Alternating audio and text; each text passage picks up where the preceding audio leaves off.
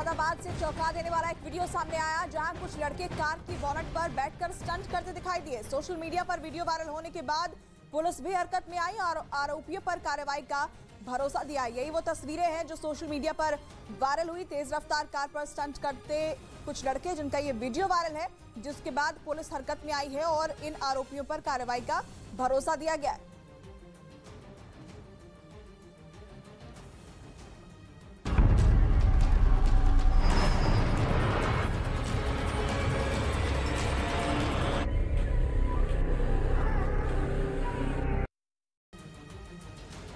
और इसीलिए उसने लोगों को जानवरों की तरह मरने के लिए बिना किसी सहारे के छोड़ दिया।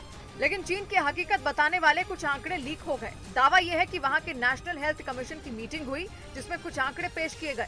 वहीं आंकड़े बाद में मीडिया तक पहुंच गए, जिनके मुताबिक चीन में केवल दिसंबर के महीने में 1 तारीख से 20 तारीख के बीच 25 करोड़ लोगों के शरीर में कोरोना वायरस मिला। यह आंकड़ा चीन की कुल आबादी के 18% के बराबर है। मतलब ये कि केवल 20 दिन में 18% चीन कोरोना पॉजिटिव हो गया।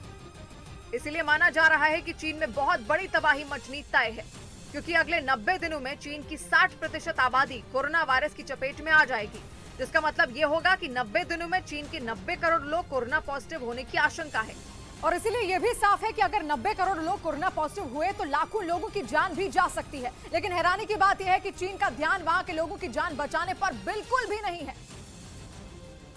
जबकि साफ हो चुका है कि चीन के सारे संसाधन कोरोना के विस्फोट के सामने दम तोड़ चुके हैं। चीन में दवाओं की किल्लत है और डॉक्टरों की भारी कमी है। बड़ी संख्या में डॉक्टर और बाकी मेडिकल स्टाफ भी कोरोना पॉजिटिव हो चुके हैं। दावा तो यहाँ तक किया जा रहा है कि चीन की सरकार अपने कोरोना पॉजिटिव कर्मचारियों से भी काम करवा रही है। लेकिन सबसे बड़ी आफत यह है कि इस वक्त चीन के सारे ब्लड बैंक बेहद दबाव में हैं। लोगों से बढ़ चढ़कर ब्लड डोनेट करने की अपील की जा रही है। पूर्वी और उत्तरी चीन के शहरों से डॉक्टरों और नर्सों से बीजिंग पहुंचने की अपील की जा रही है। आफत तो ये भी है कि एक साथ करोड़ों मरीजों का इलाज करने के लिए चीन के पास अस्पताल तक मौजूद नहीं है। इसका सबूत भी कई वीडियो में दिखाई दे चुका है।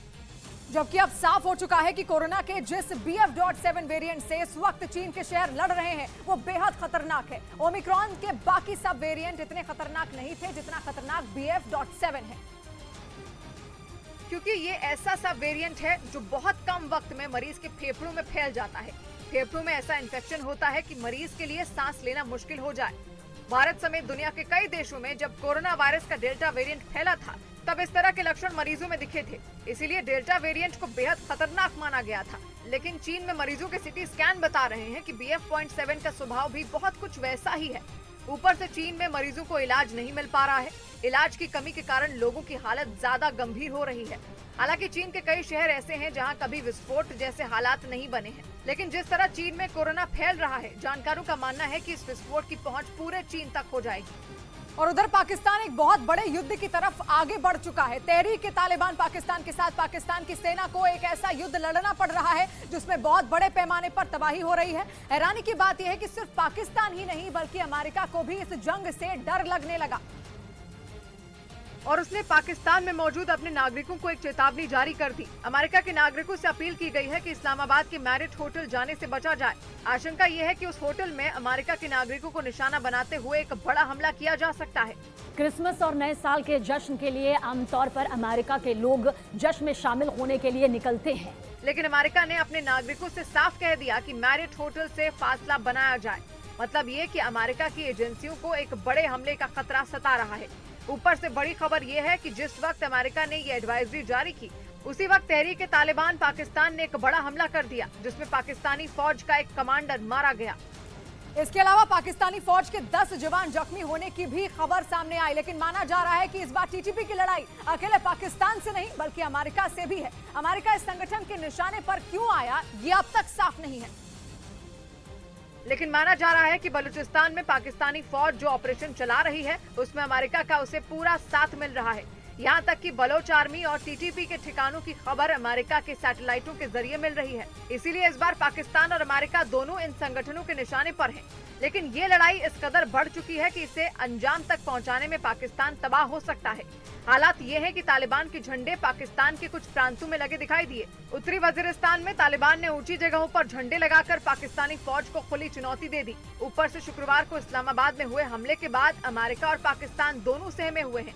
क्योंकि तहरीक-ए-तालिबान पाकिस्तान का एक हमलावर पाकिस्तान की राजधानी इस्लामाबाद में घुसकर बड़ा हमला करने में कामयाब हो गया था, जिसमें पाकिस्तानी पुलिस का एक अधिकारी मारा गया और कई लोग जख्मी भी हो गए थे। लेकिन खलबली मचने की बड़ी वजह कुछ और ही है।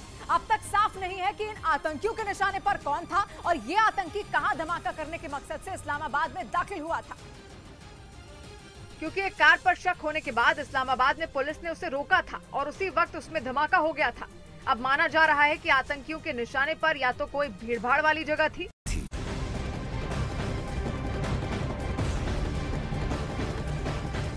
बड़ी खबर तुनिशा शर्मा मौत मिस्ट्री से जुड़ी हुई। पुलिस ने इस मामले की जांच तेज कर दी है। वहीं तुनिशा का आज अंतिम संस्कार किया जाएगा। तुनिशा के शव को उनके घर के पास मॉर्चरी में रखा गया है। आज शाम करीब 4 बजे मीरा रोड पर उनका अंतिम संस्कार किया जाएगा। और इस बीच खबर है कि पुलिस तुनिशा के कपड़े और गहनों की भी जांच करवाएगी। पुलिस तुनिशा के गले से मिले ब्लड सैंपल की भी जांच करवाएगी। पुलिस ने मौके से मिले कपड़े, गहने और ब्लड को फॉरेंसिक लैब में भेज दिया है।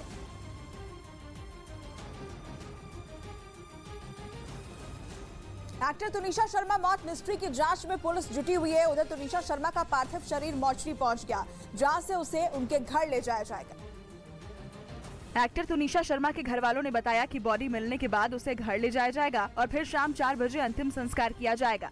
वहीं बार बार तुनिशा के घर वाले मामले की जांच और आरोपी को सख्त सजा दिलाए जाने की मांग कर रहे हैं। मॉर्चरी से हम घर लेके आएंगे, उसके बाद घर से फिर अंतिम संस्कार के लिए निकलेंगे। शनिवार को एक्टर तुनिशा शर्मा का शव मेकअप रूम से बरामद हुआ था, जिसके बाद तुनिशा के को एक्टर शीजान खान को पुलिस ने गिरफ्तार कर लिया था और वसई कोर्ट ने एक्टर शीजान खान को 4 दिन की पुलिस कस्टडी में भेज दिया था। एक्टर शीजान खान पर तुनिशा को सुसाइड के लिए उकसाने का आरोप है। उधर एक्टर तुनिशा शर्मा खुदकुशी मामले में एक नया मोड़ सामने आया, जिसमें एक्टर शीजान खान की एक और गर्लफ्रेंड होने का दावा किया गया है। सूत्रों के मुताबिक ये आरोप एक्टर तुनिशा शर्मा के परिवार वालों ने लगाया है। तुनिशा के परिवार का दावा है कि शीजान खान के एक और लड़की से रिलेशन थे, जिसके बाद पुलिस अब हर एंगल से जांच कर रही है। ऐसे में पुलिस ने पहले ही शीजान खान का मोबाइल कब्जे में ले लिया है और दावा किया जा रहा है कि मोबाइल को फॉरेंसिक जांच के लिए भेजा जाएगा, जिससे तुनिशा शर्मा की खुदकुशी से जुड़े हर तथ्य को सामने लाया जा सके। वहीं पुलिस ये भी जानना चाहती है कि क्या कभी तुनिशा शर्मा ने शीजान खान की दूसरी गर्लफ्रेंड से कोई बात की थी। इस बीच पुलिस सूत्रों के मुताबिक एक और पर्दाफाश हुआ है, जिसमें दावा किया गया है कि शीजान खान ने पूछताछ के दौरान ब्रेकअप की असली वजह परिवार को बताया है कि तुनिशा और उसके घर वालों को रिश्ता मंजूर नहीं था, इसलिए उसने ब्रेकअप कर लिया। लेकिन पुलिस सूत्रों के मुताबिक शीजान खान का ये बयान पुलिस को गुमराह करने के लिए हो सकता है। ऐसे में पुलिस हर एक एंगल को तलाश रही है।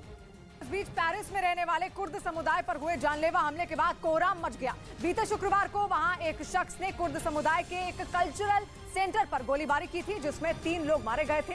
शरणार्थियों और अल्पसंख्यक समुदाय के साथ हुई उस हिंसा का विरोध करने के लिए लोग सड़कों पर उतर गए, लेकिन विरोध करते करते वो खुद ही हिंसक हो गए और जो उनके रास्ते में आया कुचला गया। सड़क पर खड़ी गाड़ियां प्रदर्शनकारियों का पहला शिकार बनी। लोगों ने गाड़ियों को पलट दिया, उनका कचूमर निकाल दिया, कुछ गाड़ियों को तो फूंक ही दिया गया। प्रदर्शनकारी एक बस स्टैंड पर भी अपना गुस्सा निकालते दिखे। कुर्द समुदाय पर हमले से लोग इतने आग बबूला थे कि उन्होंने सड़क को जंग का मैदान बना दिया। इसके बाद पुलिस ने भी मोर्चा संभाल लिया। प्रदर्शनकारियों पर काबू पाने के लिए इतनी आंसू गैस छोड़ी गई कि हर तरफ धुआं ही धुआं छा गया। बताया गया कि 69 साल का हमलावर फ्रांस का नागरिक है, जो कि वहां बसे विदेशियों से चिढ़ा हुआ था। वहीं अमेरिका में बर्फीले तूफान का कहर जारी है, जिससे न्यूयॉर्क में पिछले 24 घंटे में 27 लोगों की मौत हो गई, जबकि देश भर में अब तक 59 लोगों की जान जा चुकी है। बर्फीले तूफान की वजह से न्यूयॉर्क में लोग तेज हवा के साथ कड़ाके की ठंड का सामना करने को मजबूर हैं। यहाँ 49 इंच से ज्यादा बर्फबारी दर्ज की गई, जिससे सड़क पर लोगों का चलना मुश्किल हो गया। सड़क से लेकर घरों की छत और कारों में बर्फ की मोटी परत बिछी नजर आई और तूफान के बीच ही कुछ लोग सड़क से बर्फ हटाते दिखे। अमेरिका में लगातार हो रही बर्फबारी से लाखों घरों की बिजली गुल हो गई है। पावर स्टेशन पर बर्फीले तूफान की वजह से बिजली का संकट गहरा गया है। वहीं बर्फीले तूफान से खतरा अभी टला नहीं है। न्यूयॉर्क के गवर्नर ने लोगों को अलर्ट किया है कि आने वाले दिनों में और बर्फबारी हो सकती है। अमेरिका के नेशनल वेदर सर्विस के मुताबिक देश भर में अब तक बर्फीले तूफान से कई लोगों की जान जा चुकी है। बर्फबारी के बीच राहत और बचाव का काम जारी है। इसके साथ ही प्रशासन ने लोगों से जरूरी न होने पर घर में ही रहने की सलाह दी है। और इधर आंध्र प्रदेश के तिरुमाला मंदिर का गर्भगृह करीब 8 महीनों तक बंद रहेगा, जिसकी जानकारी मंदिर प्रबंधन ने दी। और बताया कि तिरुमाला मंदिर के गर्भगृह में सोने की परत चढ़ाई जाएगी, जिसकी वजह से अगले 8 महीनों तक गर्भगृह श्रद्धालुओं के लिए बंद रहेगा। मंदिर प्रबंधन ने गर्भगृह में मौजूद भगवान वेंकटेश्वर की मूर्ति जैसी हूबहू प्रतिमा अस्थायी रूप से स्थापित करने का भी फैसला लिया, ताकि भक्त भगवान वेंकटेश्वर के बिना किसी परेशानी के दर्शन कर सकें। इस बीच कैलिफोर्निया में माइकी होती नाम के युवक को पहला सिख मेयर चुना गया। माइकी कैलिफोर्निया के लोडाई शहर के 170वें मेयर चुने गए। और अब कैलिफोर्निया के पहले सिख मेयर माइकी होती 2 साल तक लोडाई शहर की जिम्मेदारी संभालेंगे। मेयर पद की शपथ लेने के बाद माइकी होती ने ट्वीट कर लिखा कि कैलिफोर्निया के लोडाई शहर के 170वें मेयर बनने पर वो बहुत सम्मानित महसूस कर रहे हैं।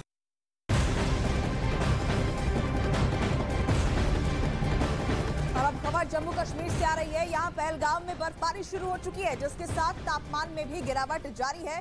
कड़ाके की ठंड के बीच लगातार सैलानी पहुंच रहे हैं और बर्फबारी का लुत्फ उठा रहे हैं। सोमवार को पहलगाम में तापमान -3 डिग्री तक दर्ज किया गया, लेकिन कम होते तापमान के बीच सैलानियों के चेहरे खिले हुए हैं। -3 डिग्री तापमान है, लेकिन सैलानी वहां पहुंच रहे हैं और बर्फबारी का लुत्फ उठाते हुए नजर आ रहे हैं। जम्मू कश्मीर के पहलगाम से ये तस्वीर हम आपको दिखा रहे हैं, जहां बर्फबारी के साथ ही तापमान में तेजी के साथ गिरावट दर्ज की जा रही है। लेकिन इस बीच सैलानी जो वहां घूमने के लिए पहुंचे हैं, बर्फबारी देखकर बेहद खुश हैं।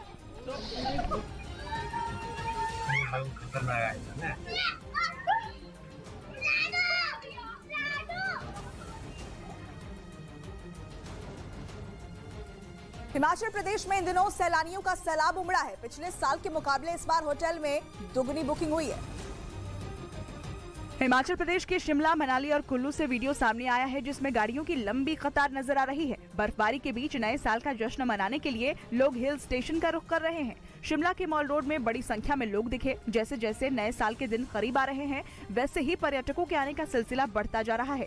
बर्फबारी का लुत्फ उठाने के लिए पहाड़ों पर हर तरफ सैलानियों की भीड़ लगी है। 5 जनवरी तक सभी होटल और रिजॉर्ट में बड़ी संख्या में बुकिंग की गई है। लाहौल स्पीति में भी सैलानियों की आवाजाही बढ़ती जा रही है। बताया जा रहा है कि लाहौल स्पीति को जोड़ने वाली अटल टनल से बीते 24 घंटे में 19,000 से ज्यादा गाड़ियां गुजरी, जिसकी वजह से अटल टनल के बाहर गाड़ियों की लंबी लाइन दिखी, जिसको देखते हुए पुलिस प्रशासन ने सैलानियों से ट्रैफिक नियम का पालन करने और व्यवस्था बनाए रखने की अपील की है। हिमाचल प्रदेश के मनाली में नए साल का जश्न मनाने के लिए पर्यटक पहुंच रहे हैं, तो वहीं कई सेलिब्रिटी भी न्यू ईयर सेलिब्रेशन के लिए मनाली पहुंच चुके हैं। जिसमें एक्टर योगिता मनाली पहुंची, तो वहीं सिंगर गुरु रंधावा और एक्टर कपिल शर्मा भी नए साल का जश्न मनाने के लिए मनाली पहुंचे। इसके साथ ही देश के अलग अलग कोने से लगातार लोगों के मनाली पहुंचने का सिलसिला जारी है। हर कोई बर्फबारी के बीच न्यू ईयर सेलिब्रेशन मनाने के लिए बेताब दिखा। मनाली में क्रिसमस से ही पार्टी शुरू हो चुकी है, जो 1 जनवरी तक चलेगी। वहीं मनाली पुलिस और प्रशासन को खासी मशक्कत करनी पड़ रही है। वहीं प्रशासन की तरफ से दावा किया गया कि 24 घंटे में रिकॉर्ड 19,000 से ज्यादा गाड़ियां अटल टनल रोहतांग से पार हुई हैं और ये सिलसिला अब भी जारी है। और उधर संयुक्त अरब अमीरात ने पाकिस्तान के 2 और शहरों के नाम अपनी बैन लिस्ट में डाल दिए। यानी पाकिस्तान के इन 2 शहरों के नागरिकों को यूएई की तरफ से वीजा नहीं मिलेगा, क्योंकि इससे पहले यूएई पाकिस्तान के 22 शहरों को इस लिस्ट में डाल चुका है और कहा जा रहा है कि इसके बाद भी पाकिस्तान नहीं सुधरा। मतलब 2 और शहरों के नाम जुड़ने से ये आंकड़ा अब 24 हो गया, जिसका मतलब है कि पाकिस्तान के एबटाबाद, क्वेटा, मुजफ्फरगढ़ और नवाबशाह समेत 24 शहरों के लोग अगले आदेश तक यूएई नहीं जा सकेंगे। ऐसा इसलिए किया गया क्योंकि संयुक्त अरब अमीरात इन शहरों में मौजूद उन एजेंट से परेशान है जो गलत तरीके से नौकरी के नाम पर बेरोजगारों को वहां भेज रहे थे। कहा गया कि यूएई जाने के बाद जब ऐसे लोगों को कोई काम नहीं मिलता, तब वो सड़कों पर भीख मांगना शुरू कर देते हैं, जिसकी वजह से वहाँ की सरकार परेशानी में पड़ जाती है, क्योंकि तब इस तरह के लोगों को पकड़कर सरकारी खर्च पर पाकिस्तान भेजना पड़ता है। और इसी स्थिति से बचने के लिए ही यूएई ने ये कदम उठाया। मध्य प्रदेश के श्योपुर में एक ट्रैफिक इंस्पेक्टर ने एक ट्रैक्टर ट्रॉली ड्राइवर को थप्पड़ जड़ दिए। पिटाई का वीडियो सोशल मीडिया पर वायरल हो गया है। वीडियो में एक ट्रैफिक इंस्पेक्टर सीट पर बैठे ड्राइवर को थप्पड़ जड़ता नजर आया। थप्पड़ लगाने के बाद ट्रैफिक इंस्पेक्टर कनक सिंह ने ड्राइवर को नीचे उतारा और धक्का दे दिया। इसी बीच मोटरसाइकिल पर सवार एक पुलिस वाला वहां पहुंचा और वो भी ट्रैक्टर ड्राइवर को चेतावनी देता दिखा। पत्थर लादकर ये ट्रैक्टर ट्रॉली बाईपास रोड के नजदीक एक गली से गुजर रहा था, तभी टीआई और एक सब इंस्पेक्टर ने इसे रोक लिया। वहीं आरोप है कि ड्राइवर तेज रफ्तार और लापरवाही से ट्रैक्टर चला रहा था। तेज रफ्तार और लापरवाही की वजह से हादसा होने से बच गया। इधर मध्य प्रदेश के ग्वालियर में केंद्रीय मंत्री ज्योतिरादित्य सिंधिया ने ऊर्जा मंत्री प्रद्युम्न सिंह तोमर को चप्पलें पहनाई। उन्होंने 66 दिन बाद चप्पल पहनी। जिसकी वजह प्रद्युमन सिंह तोमर ने ग्वालियर की खराब सड़कों को बताया, जहां से वो विधायक भी हैं। सड़कों की मरम्मत में देरी से नाराज होकर नंगे पांव रह रहे प्रद्युमन सिंह तोमर को ज्योतिरादित्य सिंधिया ने चप्पल पहनाई। चप्पलें पहनाई, बड़ी खुशी की बात है। चप्पल पहनने के बाद प्रद्युमन सिंह ने सिंधिया के पैर छुए। श्रीलंका के खिलाफ होने वाली सीरीज में रोहित शर्मा और केएल राहुल नहीं खेल पाएंगे। खबर है कि रोहित शर्मा की अंगूठे की चोट ठीक नहीं होने की वजह से वो नहीं खेलेंगे, जबकि केएल राहुल श्रीलंका के खिलाफ सीरीज के दौरान शादी करने जा रहे हैं, जिसकी वजह से उन्होंने सीरीज से अपना नाम वापस ले लिया। भारत 3 जनवरी से 15 जनवरी तक श्रीलंका के खिलाफ 3 वनडे और 3 T20 मैच की सीरीज खेलेगा। और इस बीच भारत के खिलाफ जहर उगलने वाले मालदीव के पूर्व राष्ट्रपति अब्दुल्ला यामीन को वहां की एक अदालत ने 11 साल की सजा सुनाई। साथ ही उन पर $50 लाख यानी भारतीय रुपयों में करीब 40 करोड़ का जुर्माना भी लगाया गया, क्योंकि उन्हें मनी लॉन्ड्रिंग और भ्रष्टाचार के मामलों में दोषी पाया गया। चीन के समर्थक अब्दुल्ला यामीन ने इसी साल मार्च में भारत विरोधी प्रदर्शन किया था। वो 2013 से 2018 तक मालदीव के राष्ट्रपति थे। उत्तर प्रदेश के आगरा में अवैध निर्माण करने वालों पर कार्रवाई की गई। इस दौरान प्रशासन ने बुलडोजर चलाकर सरकारी जमीन को खाली कराया। बताया गया कि रेलवे की जमीन पर कई साल से लोगों ने कब्जा कर रखा था और उसी जमीन पर अपने अपने मकान बना लिए थे। कई बार नोटिस देने के बाद भी रेलवे की जमीन को खाली नहीं कर रहे थे। सुप्रीम कोर्ट के आदेश के बाद आरपीएफ, जीआरपी और पुलिस की टीम के साथ आगरा प्रशासन जगह खाली कराने पहुंचा और फिर वहां बने मकानों को बुलडोजर से ढहा दिया। सुप्रीम कोर्ट के निर्देशों के अनुसार जो भी रेलवे प्रेमिसेस में इलीगल इंक्रोचमेंट्स हैं उनको हटाने की कार्रवाई करी जा रही है। बुलडोजर वाली कार्रवाई से लोगों में अफरा तफरी देखने को मिली। प्रशासन की कार्रवाई के दौरान लोग कब्जे वाली जगह से सामान हटाते नजर आए। इधर उत्तर प्रदेश के बेतिया से चौंकाने वाला एक वीडियो सामने आया। वहां पर भोजपुरी फिल्मों की अभिनेत्री अक्षरा सिंह भीड़ से बचने के लिए स्कूटर पर बैठकर भागती नजर आई और उनके पीछे कई लोग दौड़ते दिखाई दिए। बताया गया कि अक्षरा सिंह वहां मेयर पद की प्रत्याशी गरिमा सिंह के चुनाव प्रचार के लिए पहुंची थी, लेकिन उन्हें देखते ही लोग सेल्फी खिंचवाने के लिए उनके पीछे पड़ गए। जब हालात काबू से बाहर हुए तो मेयर प्रत्याशी के पति ने उन्हें जल्दी से स्कूटर पर बैठाया और वहां से भाग निकले। आरोप है कि उन्हें देखते ही लोग इस कदर उनकी तरफ दौड़े कि वो अपनी चप्पलें तक नहीं पहन पाई। जिसके बाद वीडियो में भी वो नंगे पैर स्कूटर पर बैठी नजर आई।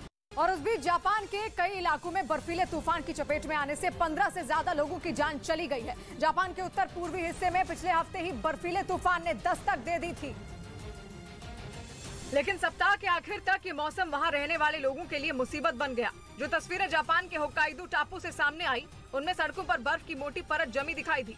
घरों की छत से लेकर गाड़ियों तक सब कुछ बर्फ से ढक गया। कभी हरे भरे दिखने वाले पेड़ जबरदस्त ठंड के कारण सूख गए और पेड़ों से हरे पत्ते गायब हो गए।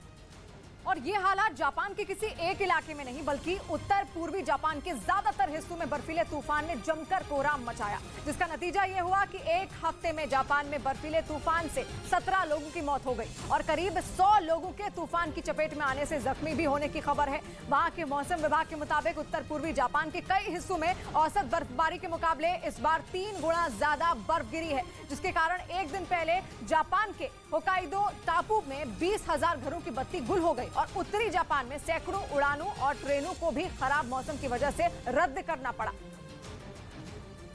ऐसे में जो जहां था वहीं फंस गया। बढ़ती दिक्कतों को देखते हुए वहां के प्रशासन ने हालात को संभालने की कोशिश की, लेकिन जो लोग राहत बचाव के काम में जुटे उन्हें भी काफी परेशानियां उठानी पड़ी।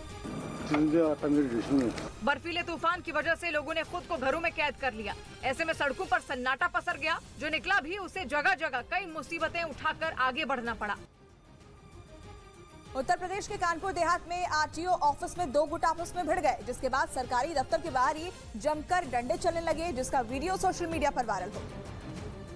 वीडियो में भगदड़ और अफरा तफरी होती नजर आई, जहां कई लोग आपस में मारपीट करते दिखे। कोई लात घूंसे बरसा रहा था तो कोई लाठियां बरसाने लगा। इस दौरान वहां मौजूद लोग भागते दिखे। ऐसे में कुछ लोगों ने दोनों गुटों को मारपीट करने से रोकने की कोशिश की तो वहीं स्टूल और कुर्सी से एक दूसरे पर हमला करने लगे। काफी देर तक ये मारपीट चलती रही।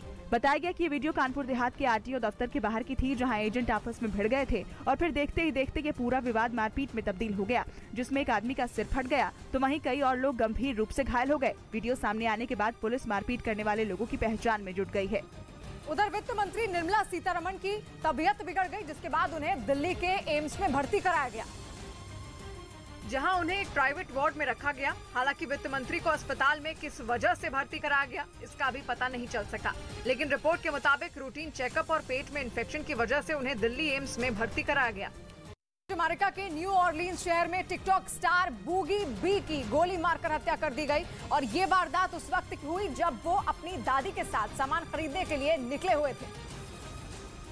तभी गोलीबारी के दौरान उनको गोली लग गई, जिसमें उनकी मौत हो गई। पुलिस के मुताबिक पार्किंग में दो लोगों के बीच झगड़ा चल रहा था और उनके बीच गोलीबारी हो रही थी, जिसमें बूगी बी फंस गए थे। इधर बिहार के गया में 11 विदेशी पर्यटकों में कोरोना की पुष्टि होने से हड़कंप मच गया, जिसके बाद सभी कोरोना मरीजों को कोविड अस्पताल में भर्ती करा दिया गया है। बोध गया में दलाई लामा के पहुंचने के बाद लगातार अलग अलग देशों से पर्यटकों के पहुंचने का सिलसिला जारी है। इसी बीच हर एक विदेशी नागरिक की जांच की जा रही है, जिसमें 11 विदेशी नागरिक का RT-PCR में कोविड पॉजिटिव निकला। ये सारे पर्यटक विदेशी हैं जो म्यांमार और बैंकॉक के बताए जा रहे हैं। ये सभी महाबोधि मंदिर घूमने आए थे। वहीं सभी को होटल में आइसोलेट कर दिया गया है और गया में मास्क पहनना अनिवार्य कर दिया गया है। दरअसल दलाई लामा बोध गया प्रवास पर है और 29 से 31 दिसंबर तक वो भक्तों को प्रवचन देंगे। ऐसे में अब तक अलग अलग देशों से कुल 50,000 से ज्यादा श्रद्धालु पहुंच चुके हैं। खबर है कि ट्विटर के डेटा में अब तक की सबसे बड़ी सेंधमारी हुई है। दावा है कि हैकरों ने कई मशहूर लोगों के ट्विटर अकाउंट के जरिए उनकी जानकारियां चुरा ली, जिनमें बॉलीवुड एक्टर सलमान खान के साथ ही गूगल के CEO सुंदर पिचाई का नाम भी बताया गया। खबर है कि हैकरों ने एक लिस्ट बनाकर ट्विटर के CEO इलॉन मस्क को भेजी, जिसमें उन्होंने जिन अकाउंटों से डेटा चुराया उनके नाम शामिल हैं। जानकारी के मुताबिक इस लिस्ट में भारत के सूचना प्रसारण मंत्रालय के साथ ही मस्क की कंपनी SpaceX का डेटा भी मौजूद है। और हैकरों ने इसे खरीदने का पहला ऑफर ट्विटर के CEO इलॉन मस्क को दिया है, ताकि उन पर भारी भरकम जुर्माना न लगे। हालांकि इस चुराए गए डेटा की कीमत क्या होगी ये नहीं बताया गया, लेकिन हैकरों का दावा है कि वो इस डील को बिचौलिए के जरिए करेंगे और पैसा मिलने के बाद डेटा को अपने पास से डिलीट कर देंगे। उधर बीजिंग से एक हैरान कर देने वाला वीडियो सामने आया, जिसमें एक कंटेनर के अंदर कई शव रखे दिखाई दिए, जिसको लेकर दावा किया गया कि चीन मौत के आंकड़े को छिपाना चाहता है। वीडियो में कई कंटेनर रखे दिखाई दिए, जिसके सामने एक बड़ी सी कार रुकी, जिसकी डिक्की खुल गई थी। वहां मौजूद कुछ लोग एक स्ट्रेचर लेकर आए और फिर तीनों बड़े कंटेनर के अंदर जाते दिखे। कंटेनर के अंदर सील पैक कई शव रखे दिखे, जिसमें से एक शव को कंटेनर से निकालकर स्ट्रेचर पर तीनों आदमी लिटाते दिखे। वीडियो सामने आने के बाद फिर से चीन पर कोरोना से हो रही मौत के आंकड़े छिपाने के लिए शवों को छिपाने का आरोप लगा है। वैसे भी चीन के कई शहर कोरोना की चपेट में आ चुके हैं। हर रोज चीन से डरा देने वाली तस्वीरें सामने आ रही हैं।